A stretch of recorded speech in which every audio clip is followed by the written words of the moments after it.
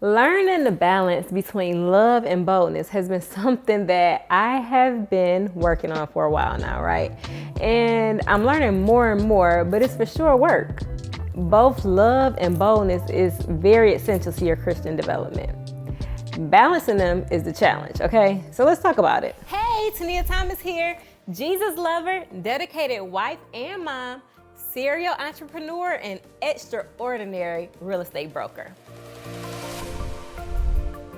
So in previous videos, I've talked about me learning God's love and how it really empowered me. It helped me to, build my faith. Took my faith actually to a whole different level because I realized that He loved me no matter what.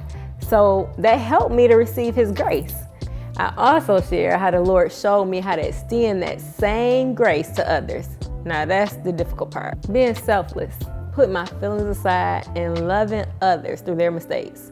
Being patient with people, enduring with them while they still getting it together, and being kind while enduring, okay? That's what the Bible says in 1 Corinthians 13, 4-7, because Jesus did the very same thing for me. Whew, when I tell you, that was and still is a work. But the more I practice, the better I get. When people wrong me, I still get that heaviness in my chest. Y'all know what I'm talking about, right? I know I'm not the only one to get it.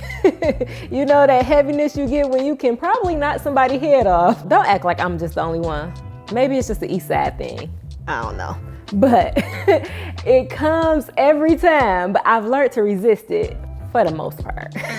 I'm still working on me, okay? But what I used to do is just go to God and talk to Him about it, receive His peace, and then it was over. Nothing really happened. I call myself walking in love by just letting it go and acting like everything was okay. I put quotation marks on acting because it's for real an act.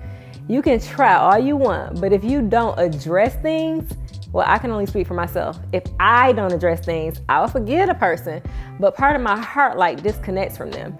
And whether I know it or not, they can feel that energy, and they just don't know why you're acting like that or why you're different. So the Lord has been teaching me the balance between love and boldness.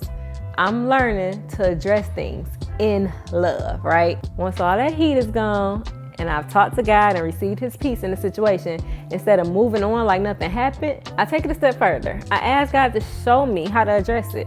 I pray for boldness to get what He wants me to get across. And I pray that the other person's heart is ready to receive what I have to say. See, I have to pray for boldness because I'm naturally pretty soft. I don't go loco until my feelings are involved. So once my feelings are out of it, I don't feel the need to address it anymore. But it's so important to address things for so many reasons. One of the main reasons is because your perspective can be off, and you need to hear the other person's point of view to really understand or see that your perspective is off. One of the other reasons is, like I said before, if people don't know what they did wrong, how could they ever get better?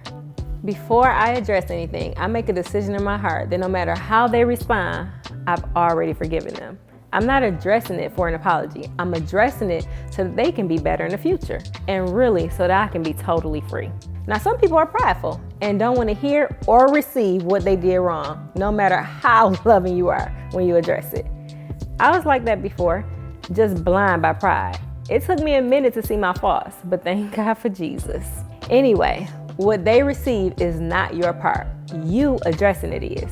And the great thing is you can pray that even if they don't receive it right away, they will later. The Bible says one plants, one waters, but God gets the increase. So your job is just to plant the seed, or maybe you're watering it because it's something, they heard before. But the bottom line is address it, and address it in love from the right heart position. Some people are all boldness and no love. They address things right off the cuff and don't care about how it comes off.